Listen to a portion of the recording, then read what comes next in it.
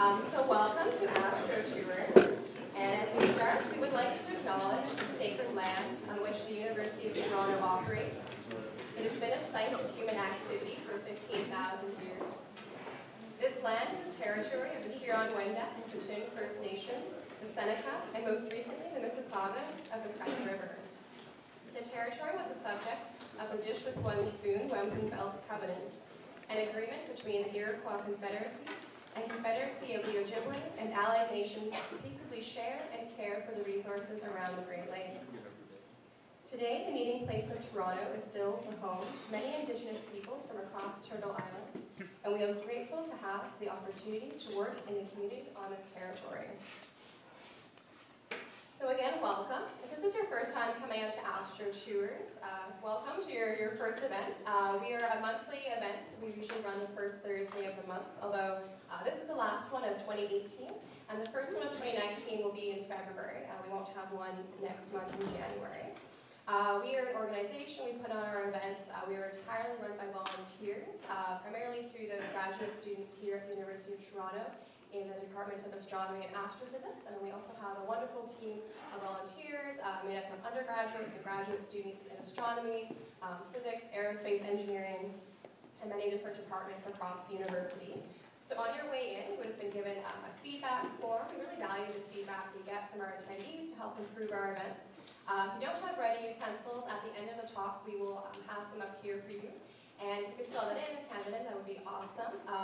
If that's not enough to incentivize you, we also have cookies. So maybe a little bit of a better prize. After our talk tonight, we also have Planetarium Shows. We have some demos, activities. We have an Oculus Rift upstairs. In principle, we have observing, but last time I was outside, it was cloudy. It might clear up. I can't make any guarantees. Astronomers are not able to control the weather yet. Good. We also have refreshments upstairs. I always forget to mention we have some free snacks, but everyone loves free food, or maybe that's just graduate students. So for tonight's talk, I'm really glad to be able to present Miranda Herman. She's our former volunteer coordinator for AstroTours, and she's currently our keynote coordinator. And in addition to being an expert on exoplanets, she enjoys playing board games, planning trips and traveling to warm places, and is really an expert on cold giant planets. So let's give her a warm welcome.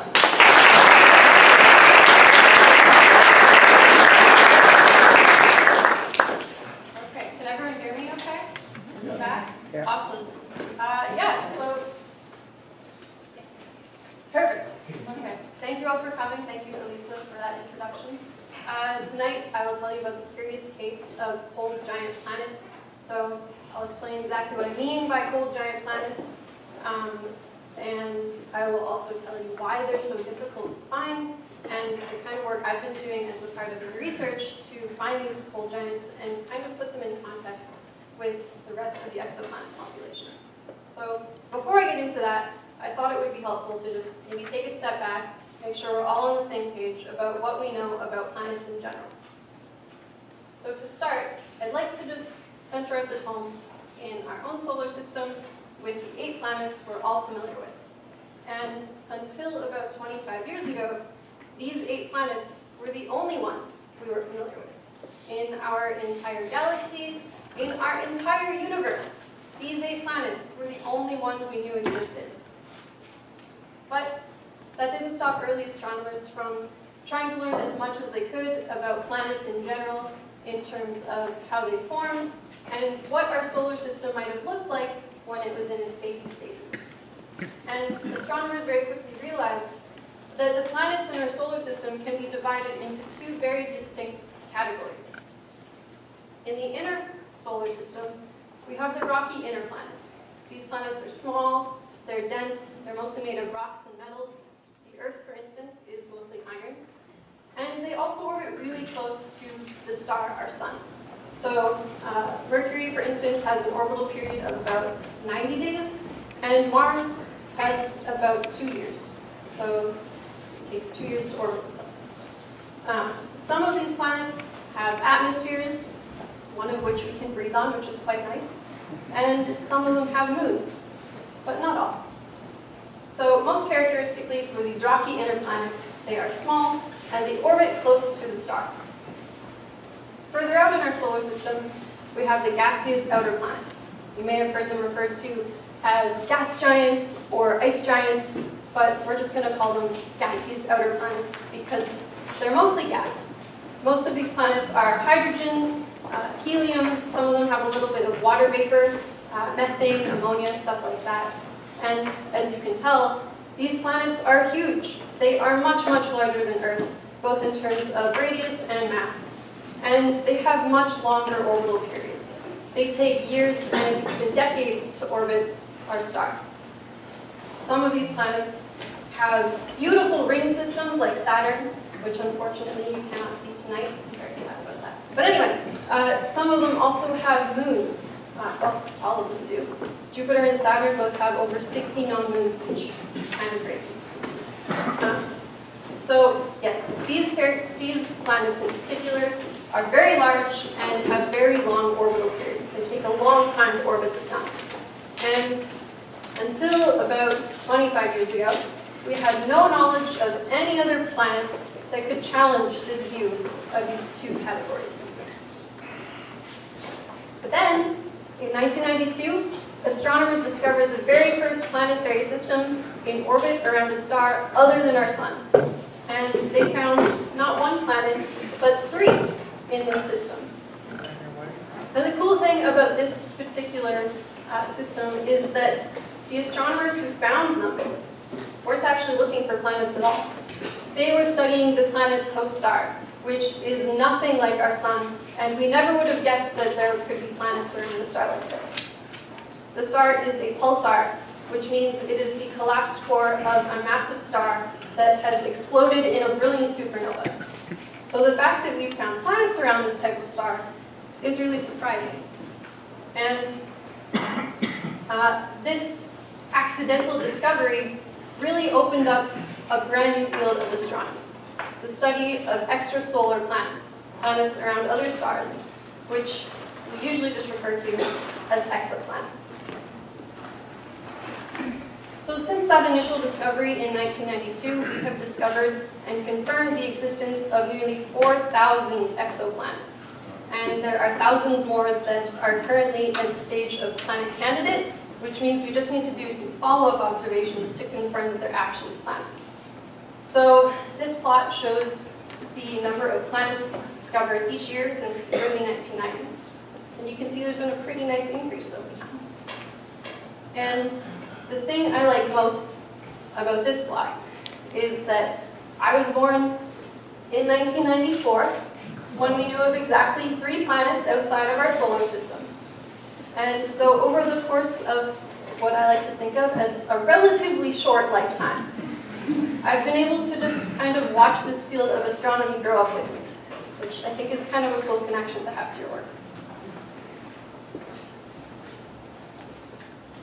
So, as some of you may know, the Kepler Space Telescope has been responsible for the vast majority of planet discoveries since it launched in 2009.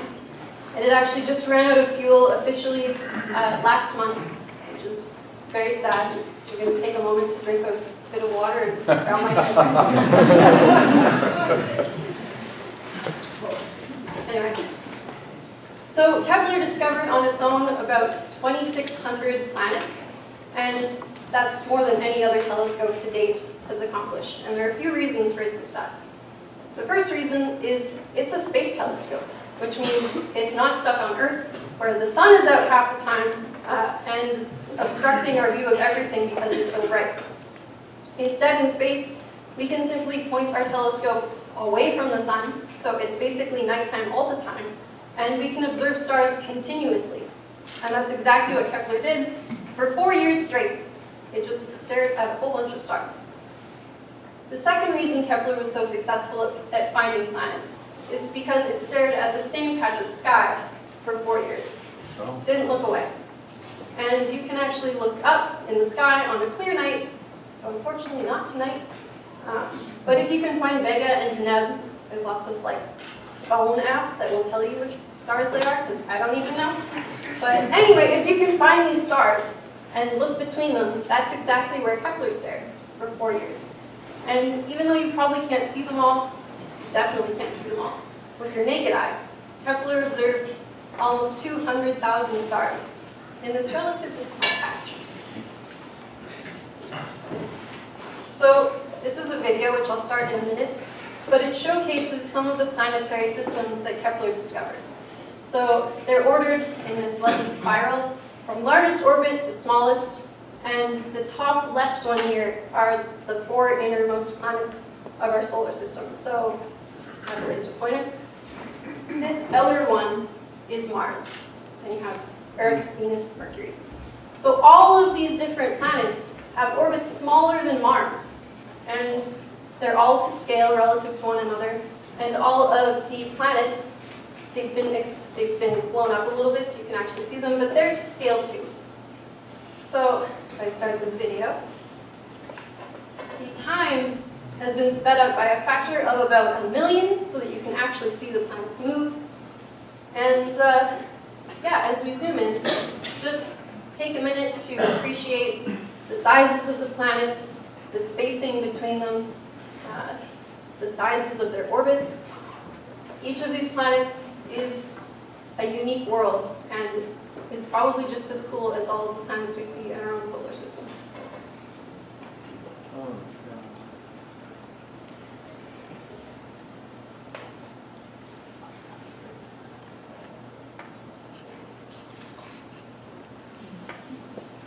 So as fun as it is to watch all of these planets go on their little orbits at 1 million times faster than real life, it's actually a lot more informative if we look at the population of confirmed exoplanets on a plot like this. So this shows planet radius, which is basically how big the planet is in terms of Earth radii on the y-axis, versus orbital period, so how long the planet takes to go around its star in days. Each of these blue dots is a confirmed exoplanet, and all of the orange points are planets in our own solar system. So of course, we live on Earth, which has a radius of, you guessed it, 1 Earth radius, and an orbital period of 1 year, which is 365 days. So if you'll recall, earlier we defined these 2 different categories of planets that exist in our solar system. And it turns out, if we stick with these definitions of the types of planets based solely on the planets we see in our solar system, we miss out on basically every single other exoplanet ever discovered by humankind, which is not great. So, like any good astronomer or scientist in general, we should probably be open to updating these, given all of this new data, roughly 4,000 points of new data. And so that's exactly what we're going to do. We're going to modify these 2 categories a bit, and we're actually going to add 2 more to describe all of the different types of planets we see. So the first change we'll make is to call these planets with small radii and very short orbital periods terrestrial planets. So these planets are small, they're all smaller than Earth, or roughly the same size. And some of them have orbits, orbital periods, that take less than a day to go around their star, which is kind of unbelievable. So these terrestrial planets are basically the same as the rocky inner planets that we defined for our solar system. They just happen to be a lot smaller and orbit much faster than we ever thought possible. So some of these are real photos, like we have obviously Earth, and this is Mars, and this one is also Mars. I just turned it upside down and changed the color. This is Mercury, this is Venus. The rest are all artists' conceptions. So I think exoplanets and astronomy in general is one of the really cool fields where art and science kind of come together in this really beautiful way, because we can never get real photos of these planets. They're far too distant. But we can get, nice artists' drawings. Okay. The next category of planets is the super-Earths. These are sometimes called mini-Neptunes, simply because their sizes are somewhere between bigger than Earth and smaller than Neptune. They also have very short orbital periods. And interestingly enough, over 50% of all confirmed exoplanets fall into this category, and yet we see no example of a super-Earth in our own solar system. So a lot of work is being done to understand this really common type of planet. And we think a lot of them might actually be ocean worlds, meaning their entire surfaces are covered with some sort of liquid, whether it be water or methane or something else. So this is very much still an active area of research in astronomy. The next category is that of hot Jupiters. So these planets, as you can see, are very large. They're about the size of Jupiter. Jupiter's that one. But they also have really short orbital periods. Some of these planets, again, take less than a day to complete a single orbit. And so the reason we call these hot Jupiters is because they have such short orbital periods. They receive a lot of sunlight from their star, so they heat up very quickly. And I actually spend a lot of my own time, well, research time, studying these planets. And we know that they have very, very hot atmospheres. Some of these are well over 2,000 degrees Celsius, which is kind of crazy for a planet. We also have no example of this type of planet in our own solar system. And astronomers have actually determined that these usually form, they're kind of like the only children of planets. They don't really have siblings. They like to stay close to their parent star. Yeah. Okay, this leads us to our final category of cold giants, which are very large, roughly the size of Jupiter again, but their orbital periods are very long. They take years or even decades to orbit their star. And these are the planets I'm going to focus on for the rest of the talk, but I hope the other categories have kind of given you a good sense of the types of planets we know about to put these cold giants in context. So these cold giants, we call them cold simply because they are so far from their stars that they don't receive a lot of sunlight, so they're cold. And as you can tell, they're a pretty sparse bunch. Even though half of our solar system's planets fit into this category of cold giants, there's only a handful of planets that we've confirmed outside of our solar system that fall into this category. So this raises an interesting question. Is the apparent rarity we see simply due to the fact that they are intrinsically rare in nature? Or is there something about our observation methods that is limiting our ability to find these planets? And I'm going to give you a little spoiler and tell you it's the second. But I'm going to explain why, and we're going to focus solely on the transit method. So, transit method. When you look up in the sky on a clear night, you would probably see something like this if you didn't live in Toronto. And basically each star just looks like a single point of light.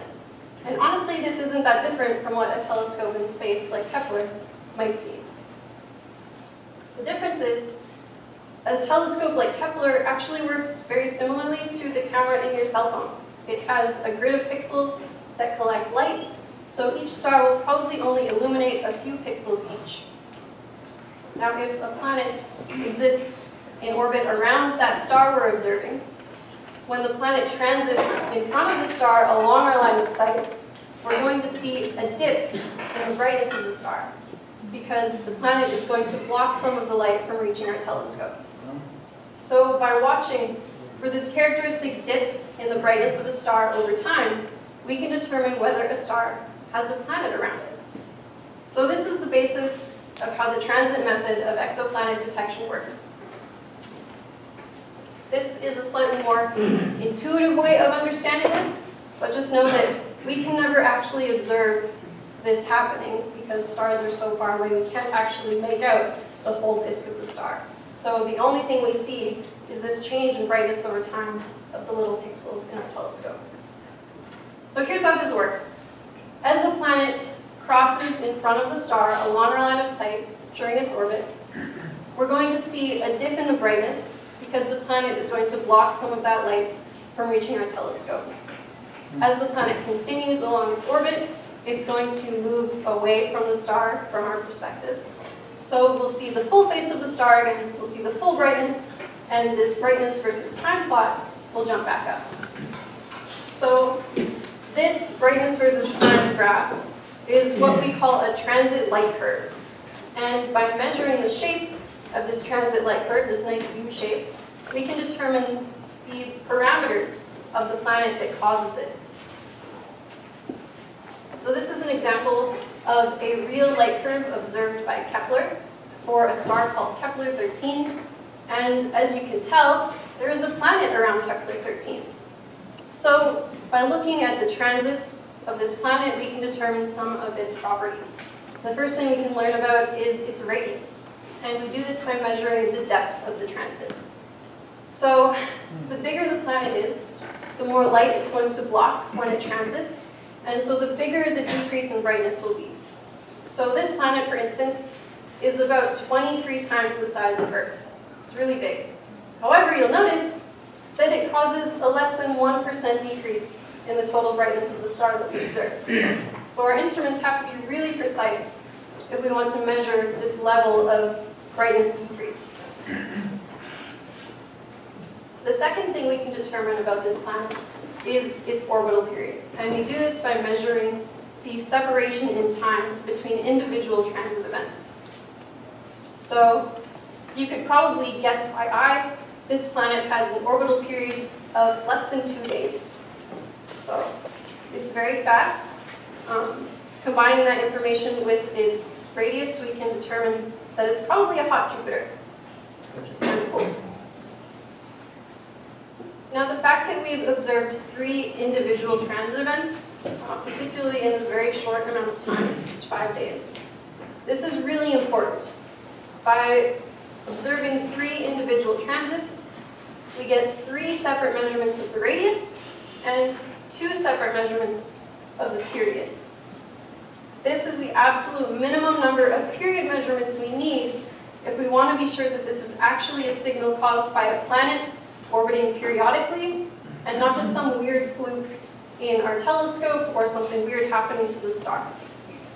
So with this in mind, the Kepler Space Telescope set a very hard limit for itself. When it observed all of these different stars and went through and searched for these sort of signals, it said, unless I observe 3 or more transit events in a single light curve, I'm not going to report anything as a planet.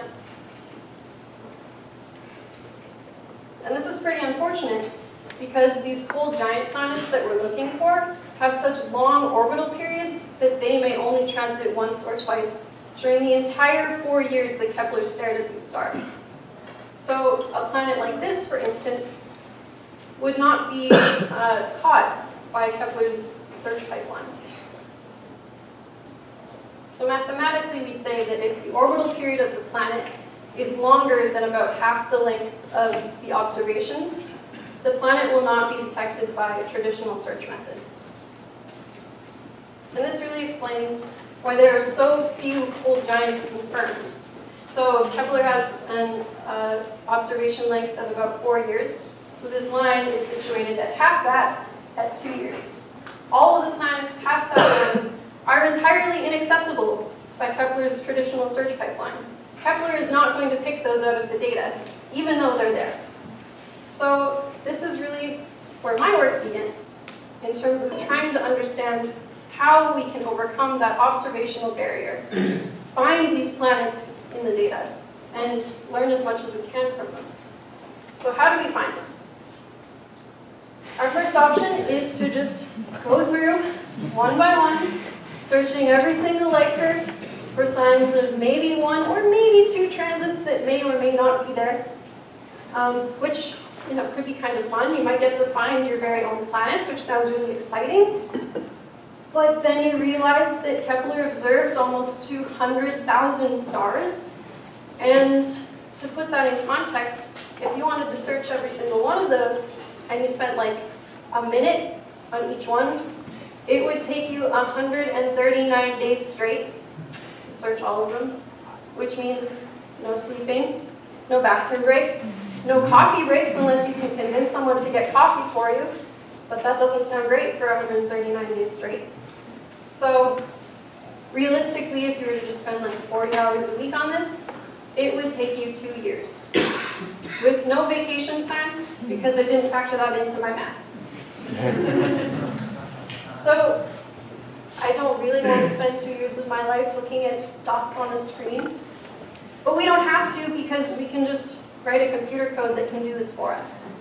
And this sounds pretty great. Like, computers can do things so much faster than we can. They don't need to take breaks to sleep. You don't have to pay them. You don't have to provide them with dental insurance. Nothing like that. So if it takes you like 1 minute to search each light curve for signs of these planets, planetary transits, the computer could probably do it in about 10 seconds, which means that all in all, it would take about 3 or 4 weeks to search all 200,000 light curves observed by Kepler for signs of these planetary transits. So this sounds great, right? You just choose the light curves you want to search for these planets, plug them into your computer, go on vacation for like 3 weeks, come back, and you found a bunch of planets. However, humans have this really great advantage over computers in that we are very good at identifying patterns in data with very little training. So I've only shown you like a few examples of what a transit from a planet actually looks like, but I'm pretty sure all of you can pick out which of these 4 is actually caused by a planet. Any guesses? I heard bottom right, which is correct. Good work. Yeah, this is the only one that's actually due to a planet. So these ones on the left here are just caused by weird flukes in the Kepler Space Telescope, which happen weirdly frequently. But basically it means that there has been a drop in the sensitivity of the pixels in Kepler's camera. And this top right one is actually due to stellar variability, which means that the surface of the star is kind of pulsating, so you're getting these changes in brightness that go with really gradual dips and rises. So for humans, it's really easy to just pick out which is the transit and ignore everything else in the data. But computers are not really that smart. So we have to figure out a way for a computer to recognize which signal is the right one and how to ignore everything else. And the way we do that is using models. So all of these black dots are data observed by Kepler, and these orange lines are the models we fit to the data to describe what the shape is doing. So every time we find a signal that might be a planet, we fit or apply each of these different models to that signal to figure out which one best describes the data. So if the transit model is the best description for the data, that's great, that's exactly what we want. And if something else describes the data better, we just ignore it. I don't really care about stellar variability, and I'm sorry, Anne. Sorry, okay, anyway. So we use these models, which is very exciting. So now you're probably all wondering, okay, great, Miranda, you've written this beautiful computer code that definitely works all the time, and you can find these signals and figure out which ones are actually transits and which are not. But if you only observe 1 or maybe 2 transits, how are you ever going to figure out anything about the planet? You told us earlier that you need 3. I don't have 3. And this is actually where our models become very, very valuable. So when we find a transit, we can fit or apply a very, very detailed transit model of what we think a planetary transit should look like. And by applying that, it's basically like a very sciencey way of connecting the dots, to be totally honest. But by applying this detailed transit model, we can determine the parameters of the planet very precisely. So by adjusting our model to match the depth of the transit, these black dots, we can determine the radius. And the period is a little bit trickier, because normally we would measure the separation in time between individual transit events. But we can't do that if we only have 1. So what we do instead is use our model to determine the duration of the transit. How long the planet actually spends in front of its star. And by combining that information with some of the other stuff we know about the star, we can actually determine a pretty good estimate for what we think the planet's orbital period should be. So this is a very, very, very small snippet of the full code that I used to complete this entire process. It's written in Python if you're interested. But yeah, so like the first part finds the signal, the next part determines which model fits it best, and then the rest of it figures out what the properties of the planet are. And I think this just really makes me appreciate how incredibly powerful the human mind is, because you can do a significant amount of this without even really thinking about it, which is kind of cool. So for my work toward better understanding these elusive cold giants with long orbital periods, we decided that rather than search all 200,000 light curves observed by Kepler, we should maybe just be a little more conservative and only look in the places where we think these cold giants are most likely to exist.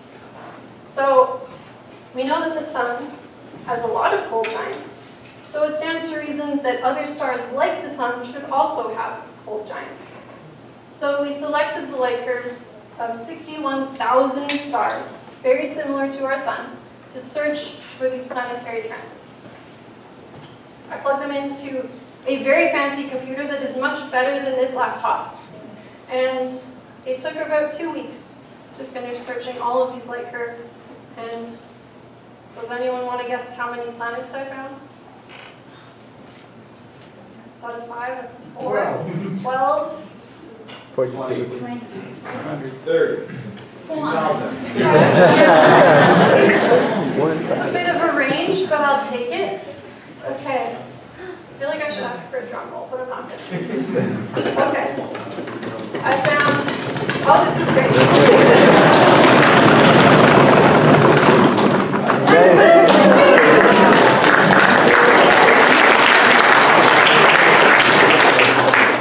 There are generally 2 reactions I get when I tell people this piece of information. The first is basically, oh my god, Miranda, that's amazing, you found 19 planets, that is so cool. Which is really just how my mom reacted. And the other reaction is, really? Like, you searched 61,000 and you found 19? Like, that's it? That's not, did you mess up? Which is basically how my dad reacted. Yeah. Anyway. So, and then I also have to like sheepishly admit to you all that out of these 19, actually 17 of them have already been discovered before. Mostly through people doing visual searches of these light curves looking for signs of planets like this. However, that means that 2 of these had never been seen before I discovered them. So I found 2 planets.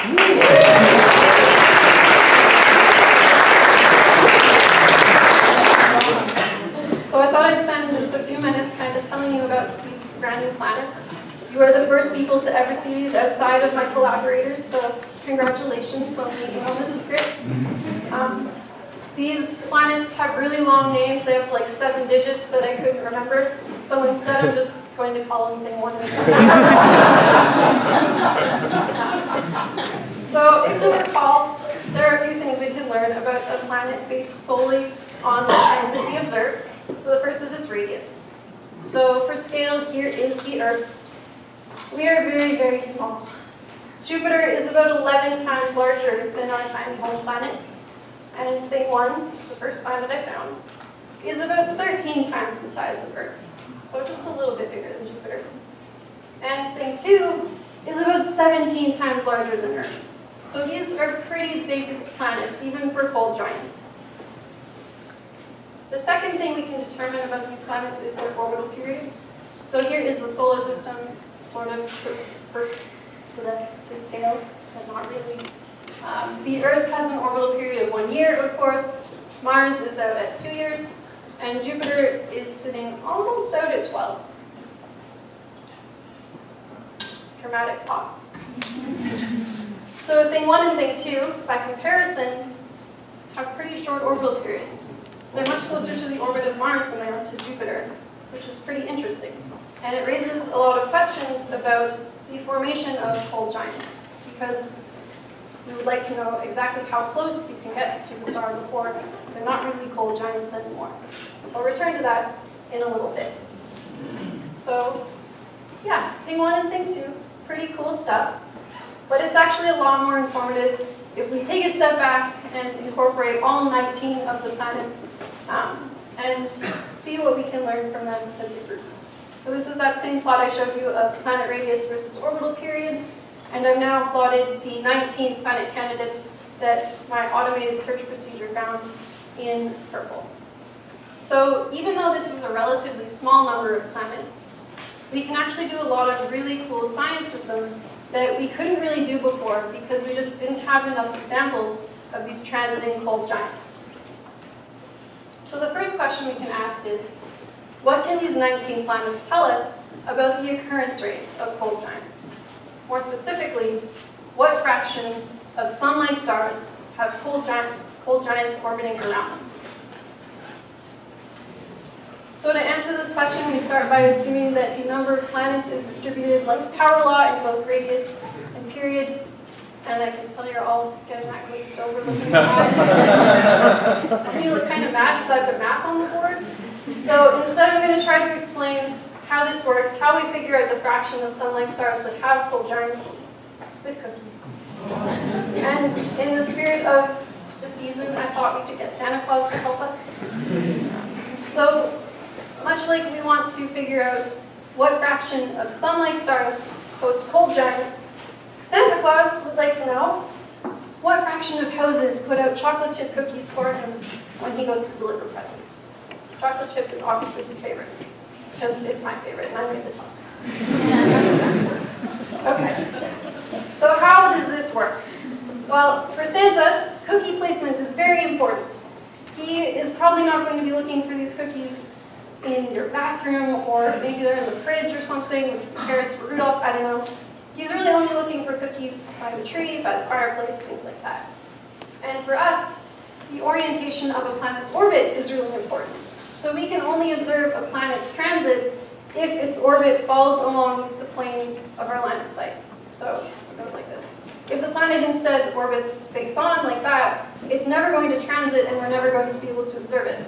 So even though we can observe some of the planets that are out there, not all of them are going to have orbits that are going to work with our observation method. So we have to take that into account.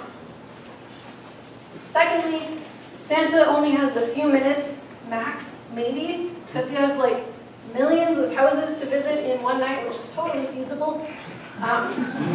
So he doesn't have a lot of time to look for these cookies. And we don't have a lot of time to look for these planets. Yeah, okay, great. So our observation period, how long we're looking for these planets, is really important.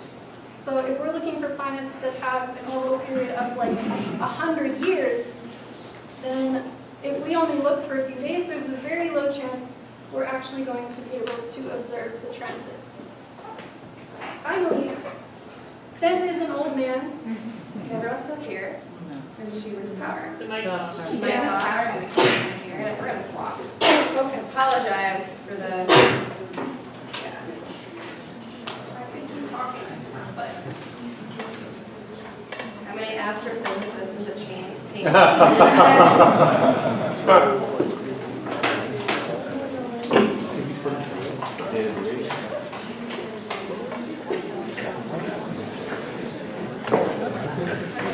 better? Okay. Fantastic. Put this back there in my hands. Sorry. Anyway, so yeah, the last thing we have to worry about is that Santa is an old man. He probably has bad eyesight and probably doesn't wear his spectacles as often as Mrs. Claus yells at him to, if he's anything like my grandparents. So he's probably not going to see all of the cookies, even if you do put them out. And he might accidentally mistake them for a raisin, which obviously are not his favorite, because that's just rude. Anyway, and very similarly, our search procedure, this computer code we have, doesn't work 100% correctly 100% of the time. Sometimes it's going to mistake planetary transits for those weird like stellar variability or something, and sometimes it just might miss a transit if the light curve is really noisy or something.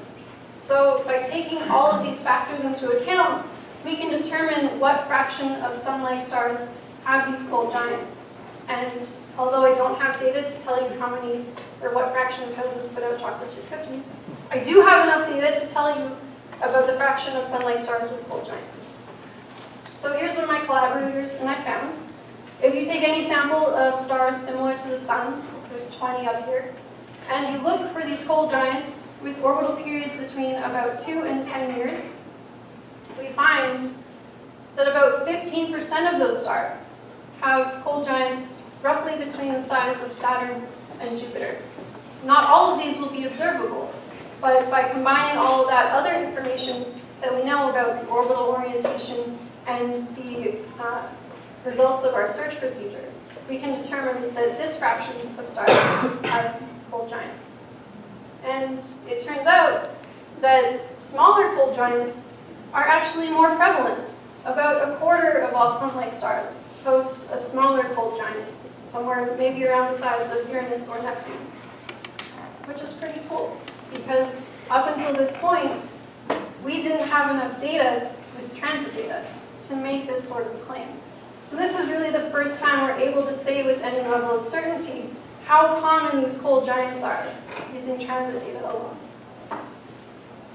But that's not all we can learn, and in fact, we can learn a lot by asking what we can learn from the cold giants that have inner planets. So this is a depiction of the 19, I hope, cold giants found in my survey. And after checking the Exoplanet Archive, which is basically a website that keeps track of all the known exoplanets, we found that 5 of these planets have inner companions. 2 of the planets have a single companion, 2 of them have 3 companions, and 1 is in a system with 5 inner transiting planets. This actually isn't that rare to find multi-planet systems, and in fact, about 40% of all Kepler planets exist in multi-planet systems.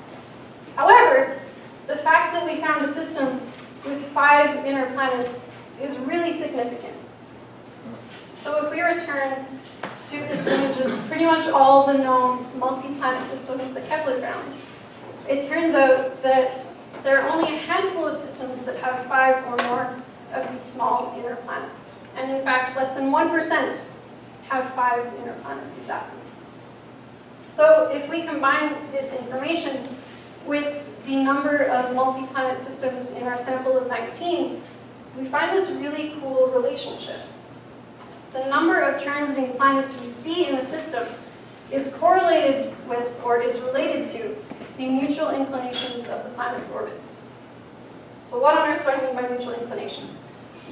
Well, if we return to our solar system, for example, you might naively assume that all of the orbits of the planets fall in a flat plane, which is not totally true. And in fact, they're all inclined ever so slightly relative to the orbit of Earth. So Mercury, the closest one here, has an inclination of about 7 degrees. Saturn is a little more modest, it's closer to 3.5. Uranus, the second from the right, is about 0.8. So when we talk about mutual inclination, what we really mean is simply how inclined are the planets' orbits relative to one another. Now, if you'll recall, earlier I mentioned that the orientation of a planet's orbit is very important if we want to be able to observe the transit. So the plane of the planet's orbits have to fall along our line of sight. So the fact that we see these 5 separate systems where all of the planets are transiting tells us that they must all have very low mutual inclinations. They must all fall in almost the same plane within their respective systems. So from this we can actually determine that there is a relationship, it's roughly a power law, between the number of transiting planets in the system and their mutual inclination. So the more planets you have in the system, the lower their mutual inclination has to be. The closer to a flat plane they have to lie, which is pretty cool. So this brings us to our final question. What can we learn about the formation and evolution of planetary systems from our sample of just 19 planets? So clearly, these low mutual inclinations must have something to do with how the planets form, or perhaps how the planetary systems evolve over time to develop that sort of coplanedness. And by studying the multi-planet systems that we have in our sample, we can perhaps compare those to our own solar system, which has 8 planets, and try to figure out how systems like that might develop. We already have a number of competing theories about how cold giants and other types of planets might form. But the fact is, we just don't know. We're not sure yet. We don't have enough data. And even though these automated search procedures, these computer codes that people like myself are working with, they've really elucidated a lot about planets and these cold giants. We just don't have enough data to say with any level of certainty which theories about planet formation and evolution are correct and which are not. However, there is one final method we can use to find these planets, and it actually involves you.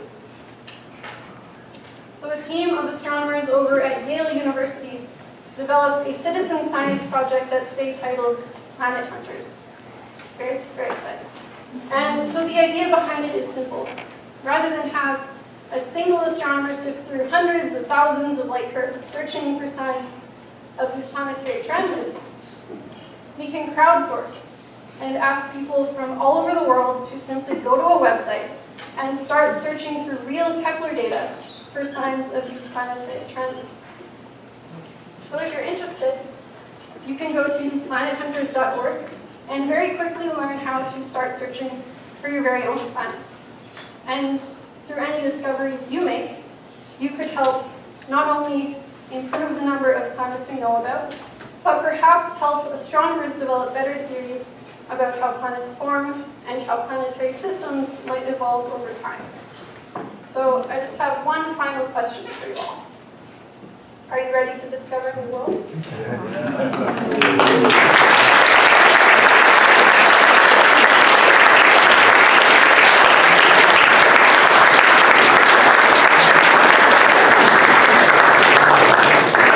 Phenomenal. One thing I'd like to add that's super cool with Planet Hunters is there's actually a space telescope up that's operating called TESS, the Transiting Exoplanet Survey Satellite.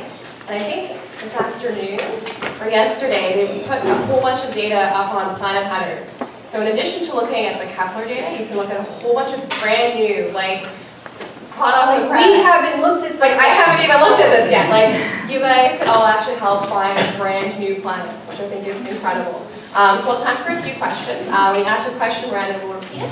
If we can't get around to all the questions, she'll still be around for a few minutes afterwards when people are handing in their feedback forms. Do I choose them or do you? Oh yeah, okay. Right then, no pressure. You showed the power law profile for, yes, this one, mutual inclination versus number transiting planets. But here's a hypothetical case. If there was some extraterrestrial, look at our solar system, assuming the right angle, they might never actually find Pluto or any of those dwarf planets because of their higher angle. That's a very good point. Inclination. So how do we know that this happens to be the case versus just the more of a selection bias? Good one. So the question is, if an extraterrestrial were looking at our own solar system, we wouldn't be able to tell that dwarf planets like Pluto exist, right? Yeah. Which is exactly right. But I'm going to be the terrible astronomer I am and say that, well, Pluto's not a planet. But no, you're right. Pluto has an orbital inclination of, I think, about 17 or 18 degrees, which means that if you were to view our solar system edge on, you would be able to see most of the planets in our solar system, the true planets, but probably not Pluto. If you were at a different angle where you could observe Pluto, you probably wouldn't even know that there were other legit planets there. So, yeah. talking about the transit light curve, you made a comment saying that you can find if you look at the depth of the curve, you can find the planet's radius. Could you explain that? Could you be a bit more? Yeah, so actually let me go to a different slide. So the question is, how does the depth of the transit determine the planet's radius? So I'll just put that on. There we go. So depending on how big the planet is, if it's bigger, it's going to cover more of the star.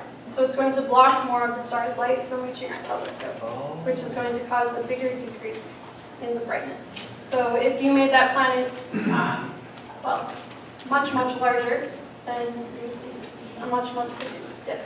So you can get a direct relationship between the depth of the planet, or the depth of transit, and the size of the planet, assuming you know how big the star is. It's very important caveat. Let's go over that. In a system with multiple planets, how does the brightness interference affect each of the observations? What do you mean by brightness interference? So if this is one planet crossing in front of a star, but if kind of the periods overlap and you see the stacking of the dimming. Yeah, that's a good question. So if we have multiple planets in the system, what happens if their transits kind of occur at the same time? And basically it just adds up. So you would see if you saw both transits occur at the same time for whatever reason, then yeah, the dip in brightness would be larger because there are now two planets covering the star at the same time. So that doesn't happen super often, but it can happen. Let's go way in the back over there. Yeah. Oh, me? Yes. Yeah. Okay, so I apologize if this is out of scope presentation, but in the plot where you showed all the planets that have been discovered based on size and orbital period, there was nothing in the bottom right corner. So no terrestrial planets that we found that are far away from the sun. Like down here? Or sorry, the other side, yeah. So is that, again, just due to the nature of the observations that we're doing, or does that not fit into the models based on those? That's a good question. So the question is, why don't we see any planets with really small radii and really long orbital periods? And we're pretty sure that just based on what we know about, well, what we think we know about how planets form, that we probably wouldn't get any small rocky bodies forming that far out, because once you're out there, it's really hard to get everything to mush together into a planet, if that makes sense, because everything is really cold. So it's mostly gas and stuff like that that exists out there. So as far as I know, the reason we haven't observed planets that far out is simply because they likely don't exist unless they've been somehow migrated out that far into the system. Let's go with that. Go back to questions to where you got the transit going. The motion one. So all of this conversation will be based on an assumption that the planet is going across the equator on the sun. How do you know it's there and not doing something at some other distance? Because that gets into how you figure the inclination, and if it in fact is skirting across the top, making the assumption you've just done, you may be getting the orbital period. That's a very good question. So he's asking basically, how do we know that the planet is actually crossing directly across the middle of the star? And this is a very simple approximation, I guess. Our actual transit models take that into account, and they determine whether the planet actually transits, I have to think, like down here or up here. And if you get really fancy, you can actually determine whether the planet transits on an angle or something like that. That's a little more complicated. So our transit models do actually take that into account, and yeah, it's just a little more complicated to talk about, so I ignored it. Let's do one more question with the no pressure. So I was just wondering, is there any evidence that these cold giants form in sun-like systems, or is our solar system just the only evidence? And the other thing I was going to say, isn't it great that 17 of the planets you discovered, or like that your algorithm discovered already exist? That just supports your algorithm. Yeah, actually, that was a really, okay, let me repeat the question, I apologize. So, the first question, which I'm now blanking on because I got excited, was... Is there evidence that these cold giants form around sun-like stars, or is that just an assumption based off of our own solar system? Yeah, so the question for the audience one more time is whether we know if these cold giants actually form in systems similar to our sun or something else. And that's more or less what my research showed, if I can find the correct slide, is that, because we only looked at systems similar to our sun, and so we find that 15% have larger cold giants around sun-like stars, and 25% have smaller cold giants. As for other types of stars, I don't know. We haven't looked at those types of systems, but in principle we could. And yeah, the other question was about the fact that 17 of my 19 are not original discoveries, but that's actually really valuable because the human eye was able to pick up those 17, and so was our computer program, which means it can do just as well, if not better, than what you could do with your eye. So before we thank Miranda again, I just want to ask for a few more moments of your patience. The first thing is for your feedback forms. If you could collect them up front in a moment. I will put out some pencils and put out the cookies. Another thing is that we have Planetarium Shows. If you collected tickets, you can meet up. So at our corner here we have our Planetarium ambassadors. So you'll meet Colleen for the 9:10 or 9:50 show at the Planetarium meet points by the elevators. And then we also have Simran here who will be taking groups over for the 9:30 show. I believe we still have some tickets left for the 9:50 show if you would still like to go see the Planetarium show. Those will be available right outside. And Planetarium is awesome. I love the Planetarium, I recommend it. I believe it's probably still cloudy outside, but we still have stuff upstairs. It's worthwhile to check out. We have an Oculus Rift, we have some demos, we have free food upstairs. And so with that, I'd like to thank our volunteers, thank all of you for coming out, and we hope to see you in February. Let's thank Miranda.